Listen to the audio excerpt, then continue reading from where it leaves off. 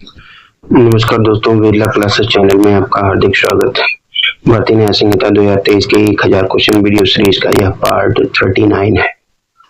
इस वीडियो में दिए गए क्वेश्चन पीछे से APO, CPO, MPADPO, all India bar exam, CLAT, अन्य अदर लीगल एग्जाम के लिए महत्वपूर्ण एवं उपयोगी है। यदि यह वीडियो आपको अच्छा लगे तो please like, subscribe and share अवश्य कीजिए। चलिए क्वेश्चन स्टार्ट करते हैं। व्यवस्था कंपल्सन द्वारा किया गया कार्य किस धारा के तहत अपराध नहीं है?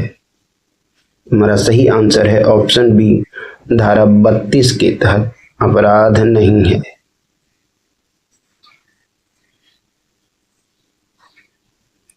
हमारा अगला क्वेश्चन है, धारा 32 का लाभ किस अपराध के लिए नहीं मिलता है? हमारा सही आंसर है ऑप्शन डी, बी और सी दोनों के विरुद्ध।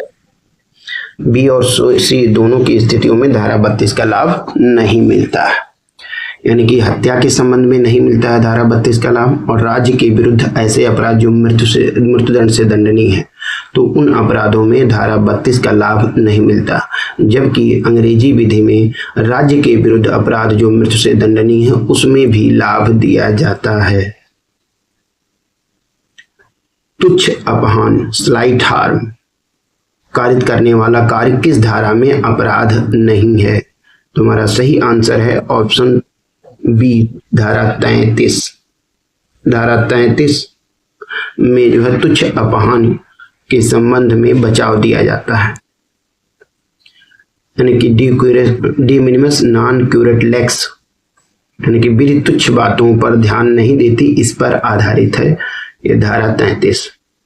विधिक रूप से तुच्छ बातों पर ध्यान नहीं देती, विधि तुच्छ बातों पर ध्यान नहीं देती, यह सूत्र यानी कि de minimis non curat lex का आधार किस धारा में है? तो वो धारा 33 से संबंधित है। धारा 33 से संबंधित है। हमारा अगला क्वेश्चन है, प्राइवेट प्रतिरक्षा का अधिकार किन धाराओं में विस्तृत? तो प्राइवेट प्रतिरक्षा का अधिकार धारा 34 से 44 में विस्तृत है। प्रत्येक व्यक्ति को अधिकार है कि वह अपने शरीर और किसी अन्य व्यक्ति के शरीर की रक्षा करे। यह किस धारा में प्रावधानित है? तो यह धारा 35 के खंड ए में प्रावधानित है। क्या पागल व्यक्ति या बच्चे के विरुद्ध भी प्राइवेट प्रतिरक्षा का अधिकार प्राप्त है?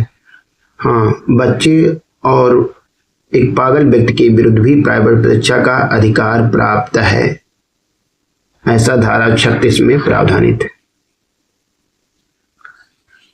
किन परिस्थितियों में प्राइवेट प्रतिरक्षा का कोई अधिकार नहीं होता है? तो धारा 37 के तहत लोक सेवक द्वारा सद्भाव पूर्वक किए गए कार्य के विरुद्ध, और जहां लोक प्राधिकारियों की सहायता प्राप्त करने का समय हो तो इनके विरुद्ध प्राइवेट प्रतिरक्षा का अधिकार उपलब्ध नहीं होता। इसलिए हमारा सही आंसर हो जाएगा ऑप्शन सी, ए और बी दोनों।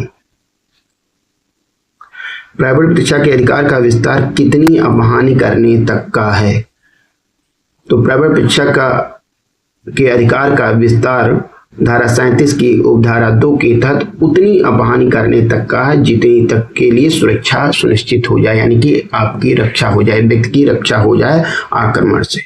तो जितनी रक्षा के लिए आवश्यक हो उतनी ही अपहानि करने के लिए अधिकार दिया गया है। यदि उससे अधिक किया जाता है तो वह अपराध की श्रेणी में आ जाएगा। शरीर की प्राइवेट प्रतिरक्षा के अधिकार का विस्तार मृत्यु कारित करने तक कब होता है?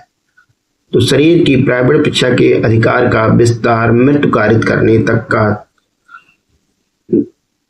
कब होता है? तो धारा जो ऑप्शन है डी, उपरोक्त सभी, यानी कि उपरोक्त तीनों स्थितियों में जो है मृत्यु कारित करने का अधिकार प्राइवेट प्रतिरक्षा में विस्तृत हो जाता है शरीर की प्राइवेट प्रतिरक्षा के अधिकार के संबंध में। यानी जब हमले से मृत्यु की युक्त आशंका हो, जब हमले से घोर उपहत की युक्त आशंका हो, बलात्कार के आशय से कोई हमला किया गया हो, तो ऐसी स्थितियों में शरीर की प्राइवेट प्रतिरक्षा के अधिकार का जो विस्तार है वो मृत्यु कारित करने तक का होता है। धारा 38 के तहत मृत्यु कारित करने का अधिकार किन मामलों में मिलता है? तो हमारा सही आंसर है ऑप्शन डी, उपरोक्त सभी। यानी कि अपहरण या अपहरण यदि किया जाता है तो उसके संबंध में भी मृत्यु कारित करने का अधिकार विस्तृत है। तेजाब फेंकने का कृत्य, यदि किसी भी व्यक्ति पर तेजाब फेंका जाता है तो वह उससे संबंधित जो कृत्य है उसके विरुद्ध भी प्रवृत्ति का अधिकार मृत्यु कारित करने तक विस्तृत है। सदोष परिरोध किया जा रहा है तो उसके संबंध में भी प्रवृत्ति का अधिकार मृत्यु कारित करने तक विस्तृत है शरीर के संबंध में। इसलिए सही ऑप्शन हो गया ऑप्शन डी। शरीर की प्रवृत्ति का अधिकार कब प्रारंभ होता है? तो शरीर की प्रवृत्ति का अधिकार तब प्रारंभ होता है कि जब शरीर की संकट की युक्त आशंका उत्पन्न हो जाए, और यह तब तक बना रहता है कि जब तक ऐसी आशंका बनी रहती है। तो ऐसा प्रावधान धारा 40 में किया गया है। तो इसलिए सही आंसर हो जाएगा ऑप्शन बी, ऑप्शन बी। यानी कि जैसे ही शरीर की संकट की युक्त आशंका पैदा होती है। हमारा अगला क्वेश्चन है, संपत्ति की रक्षा में मृत्यु कारित करने का अधिकार किस अपराध में मिलता है? तो हमारा सही आंसर है ऑप्शन बी, लूट के संबंध में मिलता है। चोरी के संबंध में नहीं मिलता, ना ही आपराधिक अत्याचार में और ना ही मिसचीफ के संबंध में। रात्रों गृहभेदन के विरुद्ध रक्षा में मृत्यु कारित की जा सकती है धारा 41 के अनुसार। यानी ऑप्शन बी सही है।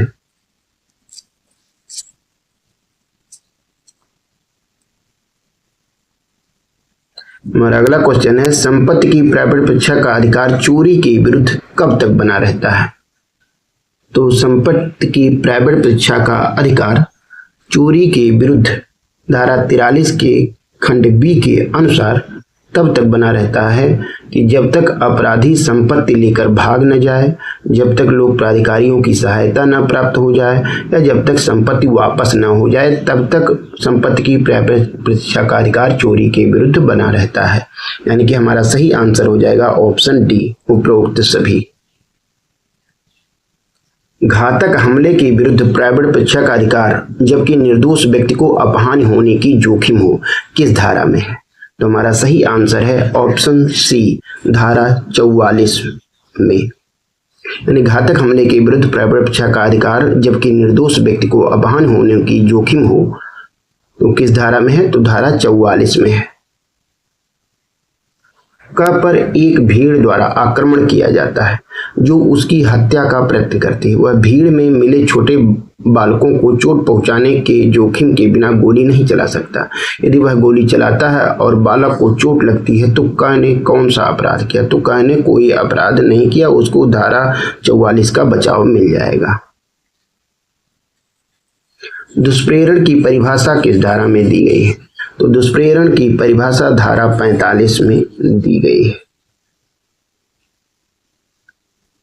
दुष्प्रेरण के 3 तरीके क्या हैं? तो दुष्प्रेरण के 3 तरीके हैं, उकसाना यानी कि इंस्टिगेशन करना, षड्यंत्र कंस्पिरेसी करना, और सहायता यानी ऐड यानी सहायता देना। यानी कि दुष्प्रेरण के ये 3 तरीके दिए गए हैं धारा 45 में।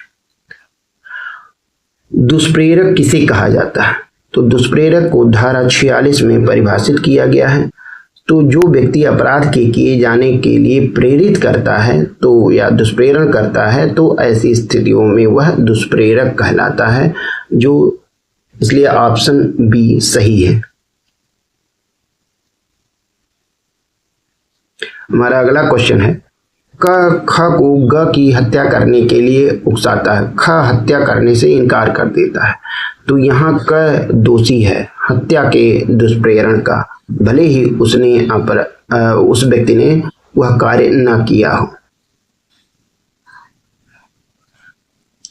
धारा 45 के स्पष्टीकरण 1 के अनुसार तथ्य को छिपाना भी दुष्प्रेरण हो सकता है यदि वह व्यक्ति उसे प्रकट करने के लिए विधिता आबद्ध हो। ऑप्शन बी सही है। क्या दुष्प्रेरण के लिए आवश्यक है दुष्प्रेरित कार्य किया ही जाए? नहीं।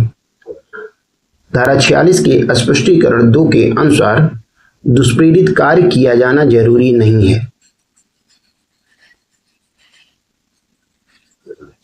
एक व्यक्ति जो स्वयं अपराध करने के लिए सक्षम नहीं है, जैसे पागल, क्या उसका दुष्प्रेरण किया जा सकता है? हाँ, बिल्कुल किया जा सकता है, धारा 46 के अनुसार, यानी ऑप्शन बी सही है। एक लोक अधिकारी है। ख यह जानते हुए कि यह वह व्यक्ति नहीं है जिसे वारंट में पकड़ा जाना है, जानबूझकर क को विश्वास दिलाता है कि ग ही यह है और उसे पकड़वा देता है, तो ख दोषी है बी दुष्प्रेरण के लिए, धारा 45। यदि यह वीडियो आपको अच्छा लगा हो तो please like, subscribe and share अवश्य कीजिए। धन्यवाद।